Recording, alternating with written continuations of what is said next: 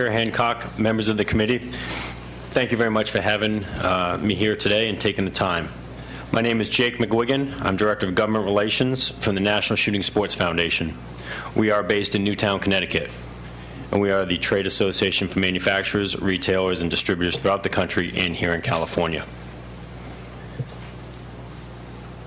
As many people have spoke today on both sides of this issue, I think we need to take a step back. This is not about firearms. The rifles that this bill seeks to ban are not used in the commission of crimes. Less than 3% of all homicides in the state of California are committed with rifles.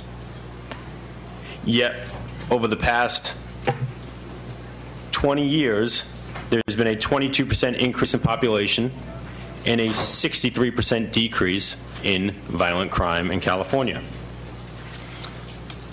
The industry in California, the firearms industry, contributes 25,000 jobs to California and a $3.6 billion economic impact.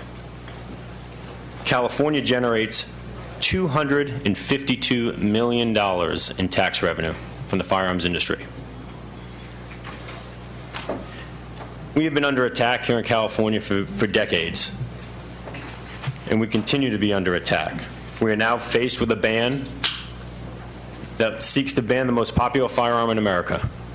About 25% of all firearm sales are modern sporting rifles, which this bill seeks to ban. The demographics of the people purchasing these firearms, they're college educated, have household incomes of over $75,000, already are gun owners, and enjoy shooting sports and hunting. And surprisingly, 45% are military or law enforcement making these purchases. They want the firearms that they use on duty or the firearms that they use overseas. With all due respect to Senate President Steinberg, these are not killing machines. These are not used any more so in the commission of a crime than any other firearm. It's actually less. These rifles, in the wrong hands, of course, will be used in killings. No different than a car in the hands of a drunk driver. This is not about the rifle. It's not about the rifle at all. It's about the individual. The only way to avoid Newtown or other tragedies such as that is to not have access to those firearms. And the mother provided access to those firearms in Newtown, Connecticut. She was not a responsible gun owner. She allowed him to have access to the firearms, she taught him how to shoot, and he had a history of mental illness. We cannot legislate behavior. That was her problem and her ethical problem as a gun owner. She should not have possessed them. If we look at Tucson, Aurora, Virginia Tech, Newtown, and even the Sikh Temple in Wisconsin, there's one common denominator between all of those, and that's mental health and mental health illness. I have to applaud California. You have done a wonderful job in dealing with the mental health issue. You have records in the system. You go through the proper background checks. But by banning a rifle based on cosmetic features and arbitrarily restricting magazine capacity and all that, that's not going to solve the problem.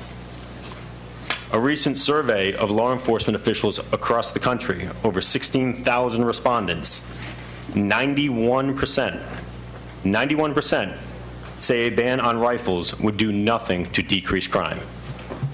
Those are the individuals here that are sitting at this table that are the ones in contact with the criminals and with the individuals in our communities. Senate President Steinberg made mention that the manufacturers look for loopholes. We do not look for loopholes. We only look to comply with the legislation. No different than law-abiding citizens here in California who comply with the legislation. He made mention to the loophole of the bullet button.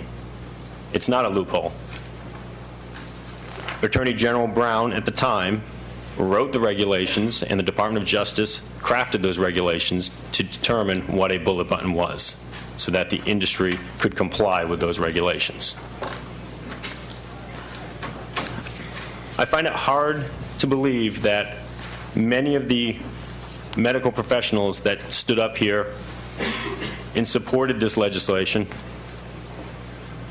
didn't discuss the mental health issue. Did not discuss it at all. It's not about the rifles. It's not about the firearms. A ban on firearms, if you look at Chicago and the District of Columbia, Chicago has an outright ban on handguns, a complete ban. They have a murder rate of over 500 individuals every year. Think about that for a second. I'm here to take any questions that you have, but also point out to you that this legislation will probably have an impact of over 2,000 jobs lost here in the state of California. It will impact or have a loss of economic impact of about $225 million and a loss in tax revenue to the state of California of around $15 million. I don't think in these difficult economic times any state should be looking to lose revenue, either tax revenue or economic impact or jobs. I appreciate your consideration today, and obviously we're here for any questions. Thank you, Chair. Thank you very much.